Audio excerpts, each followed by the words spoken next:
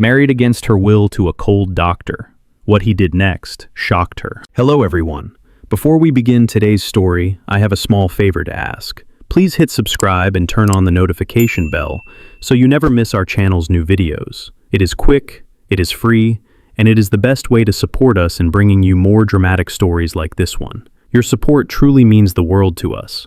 And before we start, where are you watching from today? Please drop your city or country in the comments below. Thank you very much. Now, let us return to our main character. She stood perfectly still at the end of the aisle, her fingers clenched so tightly around the white fabric of her wedding dress that her knuckles turned pale. The church was quiet, almost painfully so, broken only by the soft echo of footsteps and the distant hum of traffic outside. This was supposed to be the happiest day of her life. Instead, it felt like an execution dressed in lace.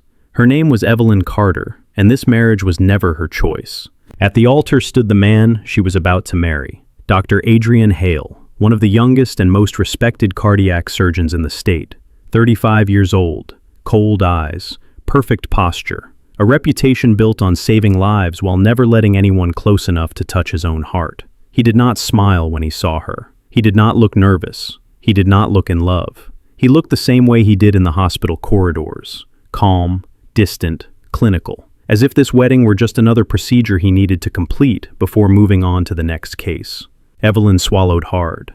Just 6 months ago, her life had been simple. Not easy, but honest. She worked 2 jobs, one at a small cafe near the freeway and another cleaning offices at night. She counted every dollar. She measured groceries carefully. She worried about rent, gas prices, and whether her mother's medication would run out before the next paycheck came in.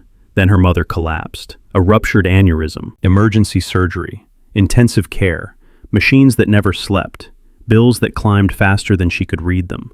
The doctors spoke in careful tones, using words like critical and unstable, while the hospital finance office spoke in numbers that made her stomach drop. That was when Dr. Adrian Hale entered her life, not as a savior, not as a lover, but as a solution. He offered to cover every medical expense, every bill, every follow-up treatment. In exchange, Evelyn would become his wife. Not in love, not in spirit, only on paper. A contract marriage. No affection, no questions. No interference in his work or his life. She remembered his exact words that night, spoken in a quiet office with glass walls and dim lights. This arrangement benefits us both. Feelings are unnecessary. Feelings only make people weak. Evelyn had wanted to scream, to refuse, to walk out and let pride destroy her family. But then she remembered her mother lying unconscious, surrounded by machines she could not afford. So she signed. Now she was here. As the officiant began to speak, Evelyn forced herself to look at Adrian. His face was unreadable, his hands steady. When he repeated his vows, his voice did not waver. When it was her turn, her voice shook just enough for her to notice, but not enough for anyone else to question. I do. The words felt heavy, permanent, binding. When the ceremony ended, there was polite applause. Cameras flashed. Guests whispered about how lucky she was to marry such a brilliant doctor, about how secure her future must be now. No one saw the truth. No one saw that this marriage had begun without love, without warmth, without choice. As Adrian turned to her, his voice low and controlled, he said only one thing. We will discuss the terms again when we get home. And in that moment, Evelyn realized something chilling. This was not the beginning of a love story. This was the beginning of a contract that would test how much a human heart could endure before it finally broke. The house Adrian brought her to that night did not feel like a home. It was large, quiet, and spotless, perched in a gated neighborhood where the lawns were trimmed weekly and the lights turned on automatically at sunset. Every surface gleamed. Every room smelled faintly of disinfectant and expensive wood polish. Evelyn followed him inside, her footsteps echoing softly on the marble floor. She still wore her wedding dress, the weight of it pressed against her shoulders, heavy and unfamiliar, like a reminder she could not take off. Adrian removed his jacket with precise movements and placed it neatly over a chair. He loosened his tie, not in exhaustion, but in routine, the same way a surgeon prepared before washing his hands. You will have the guest room, he said calmly. It is down the hall, second door on the left. She nodded, though something twisted in her chest. This was no interference in his professional decisions. Her throat tightened. She remembered the night this contract had first appeared in front of her. It was 3 weeks after her mother's surgery. The doctors had stabilized her, but the bills had already begun to arrive. Thick envelopes, bold numbers, language she did not fully understand, except for the total at the bottom of each page. She had sat alone in the hospital cafeteria, staring at a cup of cold coffee she could not afford to refill, when Adrian approached her table. He had not offered condolences. He had not offered comfort. He had offered clarity. "Your insurance will not cover the remaining procedures," he said evenly, "and your income, based on your records, will not be sufficient." She had looked up at him, shocked. "How do you know that?" "Because I checked," he replied. That was when she realized he was not just a doctor. He was a man who controlled systems, who moved through power quietly, efficiently, without apology. "I can solve this," he had continued, "but not without terms." Now, sitting in his living room, Evelyn felt the weight of those terms pressing down on her chest. "You are free to leave this marriage at any time," Adrian said, his voice steady. "The financial obligations to your mother will remain fulfilled. This is not a trap." She laughed softly, a sound that surprised even her. "It already feels like one," she said. For the first time, something flickered in his eyes. Not guilt, not regret, something closer to recognition. "This arrangement protects us both," he replied. "You needed help. I needed stability. That is all." Evelyn closed the folder. She thought of her mother waking up in a clean hospital room, pain managed, nurses attentive.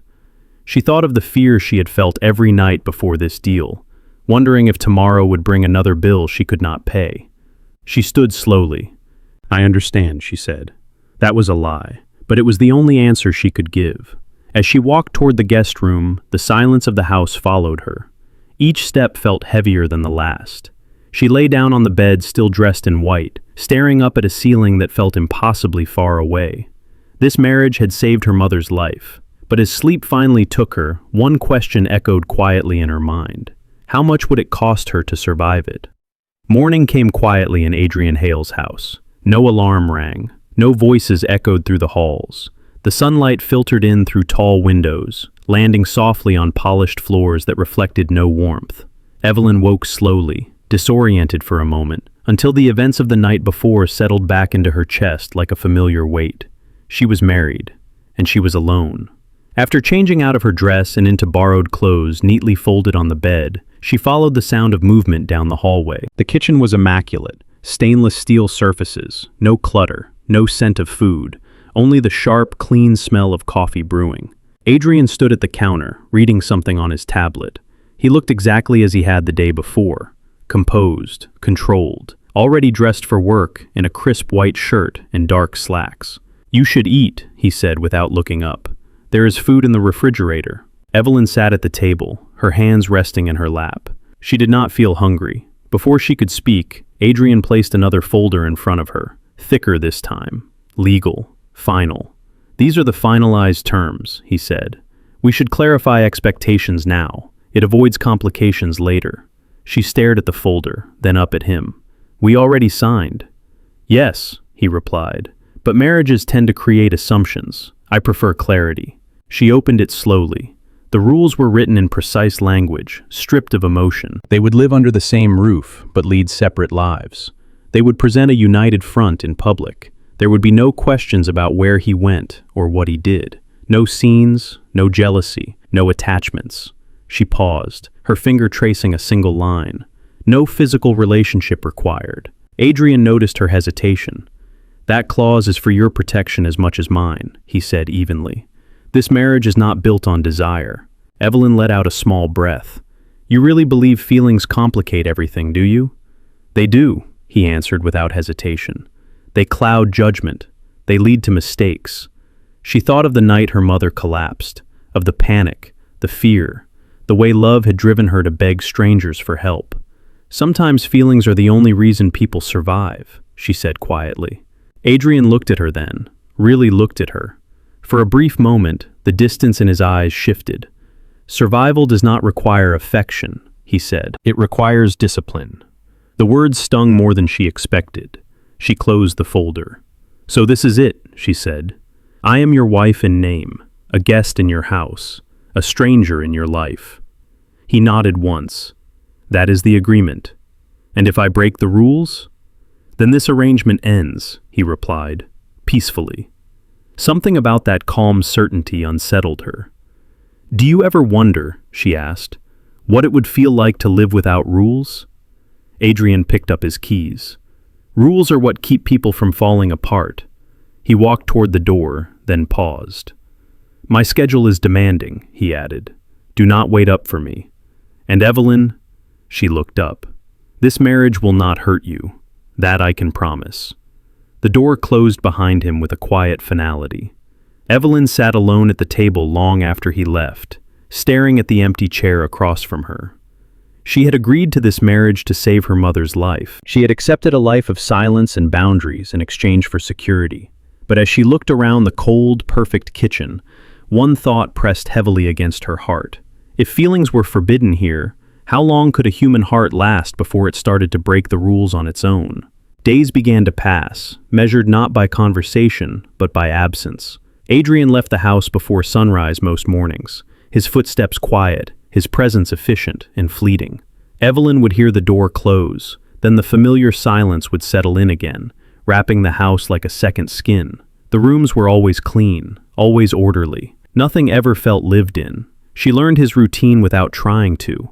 Coffee at exactly 6:15, lights off in the hallway by 6:30. No notes, no messages, no signs that anyone would return. At first, Evelyn tried to make herself smaller, quieter, as if that would help her blend into the life she had been placed inside. She spent hours in the guest room, unpacking and repacking the same few belongings she had brought with her. She folded clothes that did not need folding. She stared out the windows at neighbors walking dogs, laughing, living lives that felt impossibly far away. In the evenings, Adrian came home late. Sometimes she heard his car pull into the driveway close to midnight. Sometimes it was closer to 2 in the morning. She never waited up, just as he had instructed. But she noticed things anyway. The faint smell of antiseptic on his hands when he passed her in the hallway. The exhaustion in his shoulders that no amount of discipline could fully hide. They shared the same space, but rarely the same air. One night, she sat at the long dining table alone, a simple plate of food untouched in front of her. When Adrian entered, loosening his tie, he paused briefly. You did not eat, he observed. I lost my appetite, she replied. He nodded, as if that explained everything, and poured himself a glass of water. He did not sit down. He did not ask why. Another evening, she noticed a cut on his hand, hastily bandaged. You are hurt, she said softly. It is nothing, he replied. She wanted to ask what had happened. She wanted to ask how his day had been. But the rules echoed in her mind, clear and unforgiving. No questions, no interference, so she said nothing. Yet slowly, despite the walls he had built, she began to notice the cracks. He never spoke harshly to hospital staff on the phone. His voice was firm, but respectful. When he thought he was alone, she once saw him standing by the window, eyes closed, rubbing the bridge of his nose as if carrying a weight no one else could see. He was not cruel. He was guarded. One afternoon, while folding laundry in the shared utility room, Evelyn overheard a conversation on speakerphone. Adrian's voice was low, controlled, but something sharp cut through it. No, he said, I will not rush the procedure. A life is not a deadline. There was a pause. I do not care how influential the family is. Ethics come first. The call ended. Evelyn stood frozen, the fabric slipping from her hands. For the first time, she saw him not as the cold doctor who had bought her silence, but as a man who drew hard lines when it mattered. That night, as they passed each other in the hallway, she spoke without thinking. You are different at the hospital. He stopped. In what way? He asked. You care, she said simply. His jaw tightened. Caring and attachment are not the same thing. Maybe not, she replied, but they look similar from the outside. For a moment, neither of them moved. Then he stepped aside, allowing her to pass. As she walked away, Evelyn realized something unsettling. The walls between them were still standing. The rules were still in place. But for the first time since the wedding, the silence between them felt less empty and far more dangerous. The first public appearance came sooner than Evelyn expected.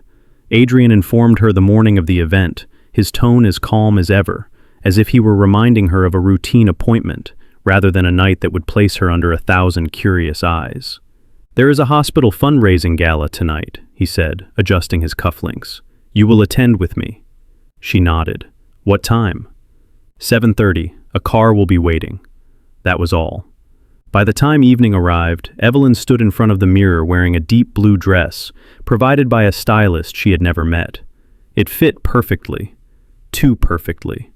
As if someone had measured her without ever asking who she was. The gala was held in a downtown hotel ballroom, filled with soft lighting, polished marble, and people who spoke easily about donations larger than her yearly income. Crystal glasses clinked, laughter echoed, names were exchanged like currency. Adrian moved through the room with effortless authority. Colleagues greeted him with respect. Board members shook his hand. Donors leaned in, eager for his attention. Evelyn stayed at his side, smiling politely, saying little. "This is Dr. Hale's wife," someone said at least a dozen times. Never Evelyn. Never her name. At one point, Adrian was pulled into a conversation with the hospital board. Evelyn stood just a few steps behind him, close enough to hear every word. "We are counting on you for the Reynolds surgery tomorrow," a man said. "The family made a very generous contribution." Adrian nodded. "I am aware." "It is high profile," another added. "The press will be watching." Evelyn felt a strange tightening in her chest. Tomorrow. She had forgotten the date, or maybe she had tried to. Tomorrow was also the day her mother was scheduled for a follow-up procedure. A minor one, the doctors had said. Routine. But Evelyn knew better than to trust words like that anymore. She stepped closer, lowering her voice. "Adrian," she said softly, "about tomorrow." He did not look at her. "The schedule is set," he replied. Her heart sank. The rest of the evening blurred together. People smiled at her, but their eyes assessed her, measured her worth. She overheard whispers. "She is very quiet. Do you know where she is from? I heard he married her suddenly." Each word cut deeper than the last. On the drive home, silence filled the car. "You did well tonight," Adrian said finally. "You were appropriate." Appropriate. She turned to look out the window, the city lights streaking past like distant stars. "Am I just that to you?" she asked quietly. "Appropriate?" He did not answer. When they arrived home, Evelyn went straight to her room. She sat on the edge of the bed, her hands shaking as she dialed the hospital. Her mother's nurse answered gently. Everything was still on schedule, but there had been concerns earlier. Blood pressure fluctuations, nothing serious. Yet. Evelyn ended the call and stared at the wall. For the first time since the wedding, the truth settled fully in her chest. She had entered this marriage believing she was protected. But standing in that ballroom, watching Adrian choose his career, his reputation, and his obligations without hesitation, she realized something devastating. In his world, she came after everything else. And tomorrow, she would find out just how far down the list she truly was. Evelyn barely slept that night. Every time she closed her eyes, she saw the ballroom again. The way people leaned toward Adrian with admiration. The way he nodded, decisive and calm, while she stood behind him, invisible. By morning, her chest felt tight, her thoughts heavy with a fear she could not quiet. Her phone rang just after 6. The hospital. She answered on the first ring. "Miss Carter," the nurse said gently, "your mother has been moved into preoperative care earlier than planned. There were some complications overnight. The doctor would like to proceed as soon as possible." Evelyn sat up, her heart racing. "Is she going to be okay?" "We are monitoring her closely," the nurse replied. "But she is anxious. She keeps asking for you." Evelyn did not waste another second. She dressed quickly and left the house without waking Adrian. By the time she reached the hospital, the hallways were already busy. Stretchers moved past her. Machines beeped steadily. The familiar smell of antiseptic wrapped around her like a warning. Her mother lay pale beneath white sheets, eyes tired but alert. "You came," her mother whispered, relief washing over her face. "I am here," Evelyn said, squeezing her hand. "I am not going anywhere." Outside the room, doctors spoke in hushed voices. One of them mentioned Adrian's name. "Doctor, Hale is scheduled for the Reynolds surgery this morning," a nurse said quietly. "But we need his input on this case." Evelyn felt the words hit her like a blow. High profile, press watching, donors waiting. She stepped back, her heart pounding. She did not call Adrian. She did not ask for his help. She told herself she already knew the answer. Hours passed. Then suddenly, the air in the corridor shifted. People stopped walking. Voices lowered. A ripple of surprise moved through the staff. "Did you hear?" Someone whispered. "Dr. Hale canceled the Reynolds surgery." "That is impossible," another replied. "That case is huge." Evelyn froze. She turned just as Adrian appeared at the end of the hallway, his expression focused, his pace unhurried. He was not wearing his surgical gloves. He was not heading toward the operating room reserved for the wealthy family everyone had been discussing. He was walking toward her. "What are you doing here?" she asked, her voice shaking. "I was called," he replied simply. "But the Reynolds surgery," she said. "They are expecting you." He met her eyes, steady and unflinching. "They will have another surgeon." "You cannot just cancel," she whispered. "Your career, your reputation." "I am aware," he said. A doctor approached him urgently. "Dr. Hale, the board is demanding an explanation." "They will receive one," Adrian replied. "Later." He turned back to Evelyn. "Your mother needs me now." The words stunned her. "But you said feelings make people weak," she said softly. "You said this marriage was just an arrangement." "This is not about feelings," he answered. "This is about choosing what matters." For the first time since she met him, his voice wavered. "I will not lose another patient because I chose convenience over responsibility." Tears blurred Evelyn's vision as Adrian scrubbed in, preparing for a surgery no one had expected him to take. Outside the operating room, whispers spread like wildfire. Phones buzzed. Messages were sent. He was risking everything. And in that moment, as the doors closed and she waited alone in the corridor, Evelyn realized something she had never dared to hope. The cold doctor who had once treated her life like a transaction had just made a choice no contract could explain. The surgery lasted longer than expected. Evelyn sat in the hard plastic chair outside the operating room, her hands clasped so tightly together that her fingers ached. Every few minutes, a nurse walked past, offering polite reassurance without details. Time stretched, heavy and merciless. Around her, the consequences of Adrian's decision were already unfolding. Phones rang non-stop at the nurse's station. Doctors whispered in tense clusters. A senior administrator paced back and forth, his expression darkening with every update he received. "He really canceled it," someone murmured. "The Reynolds family is furious. The board is demanding an emergency meeting." Evelyn heard it all, and with every word, guilt pressed deeper into her chest. This was her fault. If she had not needed him, if she had not been here, if she had not become his wife. At last, the operating room doors opened. Adrian stepped out, his face drawn with exhaustion, his surgical cap removed, his hands still trembling slightly from the strain. He pulled down his mask, and their eyes met. "She is stable," he said quietly. "The procedure went well." Evelyn stood so quickly she nearly lost her balance. Relief crashed over her, sharp and overwhelming. "Thank you," she whispered. "You saved her." Adrian shook his head. "I did my job." Before she could respond, two men in dark suits approached them, their expressions rigid and controlled. "Dr. Hale," one of them said, "the hospital board is waiting for you, now." Adrian nodded once. "Give me a moment." They did not look pleased, but they stepped aside. Evelyn followed him a few steps down the hallway. "They are angry," she said. "You know that." "Yes," he replied. "You could lose everything," she continued. "Your position, your reputation." He stopped and turned to her. "For years," Adrian said slowly, "I believed control was the only thing that kept chaos away. That if I never allowed myself to care, I would never make the wrong choice." His voice lowered. "I was wrong." She searched his face, seeing not the cold surgeon she had married, but a man standing at the edge of something he could not undo. "I lost someone once," he continued. "A patient. I chose a prestigious case over an urgent one. The board praised me. The press applauded. And a woman died." Evelyn's breath caught. "That was the day I stopped believing feelings had value," he said.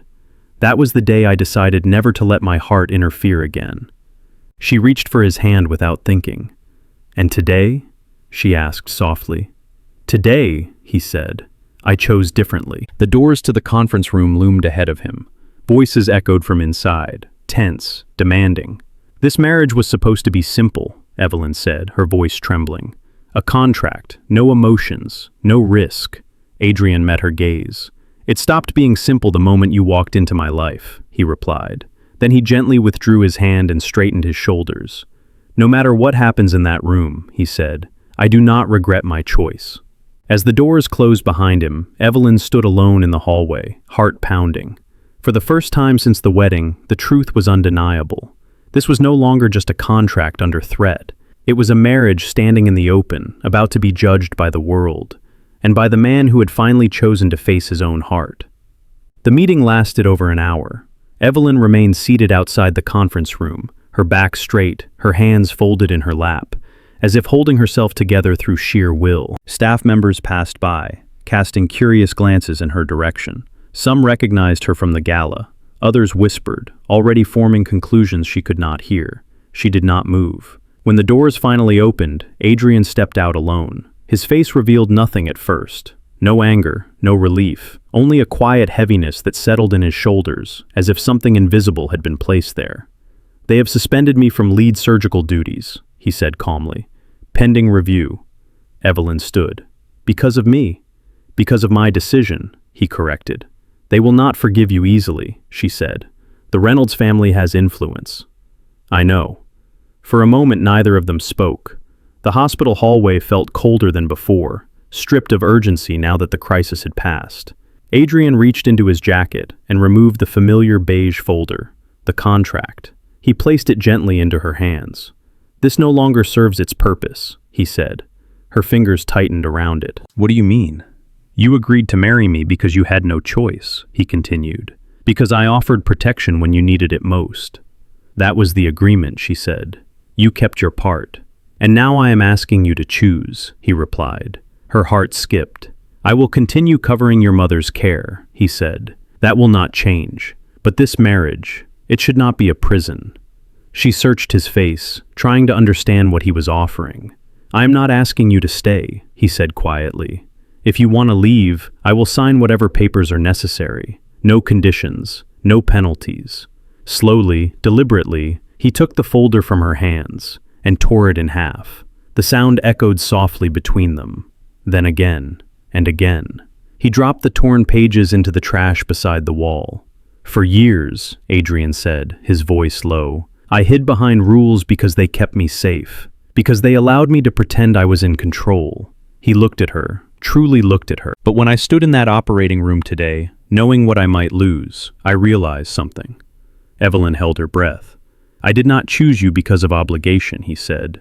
I chose you because I could not live with myself if I did not. Tears welled in her eyes. And now, he continued, I want to know the truth, not as my wife on paper, not as part of a deal. He paused. Do you want to stay? The question hung between them, fragile and terrifying.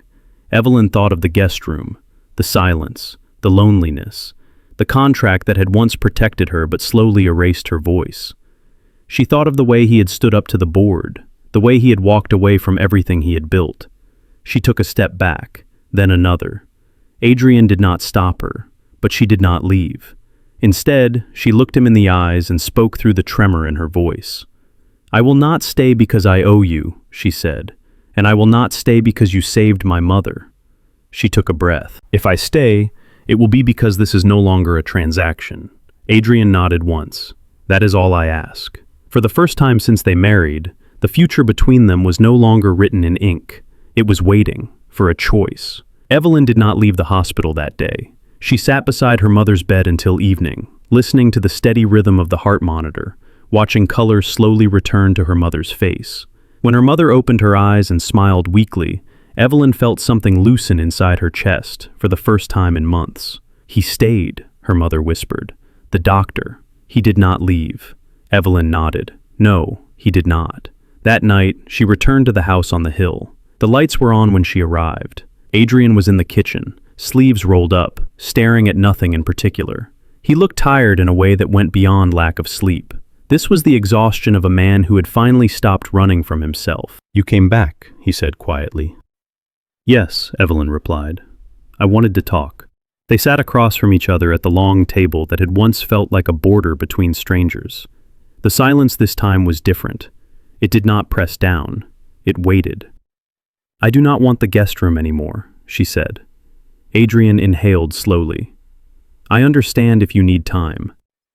"That is not what I mean," she continued. "I want this to be real, or not at all." He looked at her carefully. "Real means uncertainty." "I know."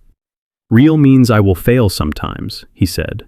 "I will not always know how to be what you need." She met his gaze. "Neither will I." For the first time, he smiled. Not the polite expression he used in public. Something softer, something unsure. Weeks passed. The hospital board completed their review. Adrian was not fired. His privileges were restored slowly, with conditions. The press moved on. Scandals always did. What remained was quieter, more permanent. They began again, not as doctor and obligation, but as two people learning the unfamiliar language of honesty. They cooked together, awkwardly at first, burned food, laughed at mistakes. She learned he liked silence in the mornings because it gave him space to think. He learned she talked when she was nervous, not because she wanted to fill the room, but because she was afraid of disappearing inside it. One evening, months later, Adrian came home early. "I asked for tomorrow off," he said. She looked up, surprised. "You never take days off." "I am learning," he replied. He reached into his pocket and placed something small on the table. Not a ring, a simple folded piece of paper. She opened it. Inside was a handwritten note. No conditions, no contracts, no obligations. Just one question. "Will you marry me again?" he asked softly. "This time because you choose me?" Tears filled her eyes. "Yes," she said, "but only if you promise one thing. Anything. No more hiding behind rules," she said, "and no more choosing power over people." He nodded. "I promise." They did not plan a grand wedding. There was no ballroom, no donors, no cameras.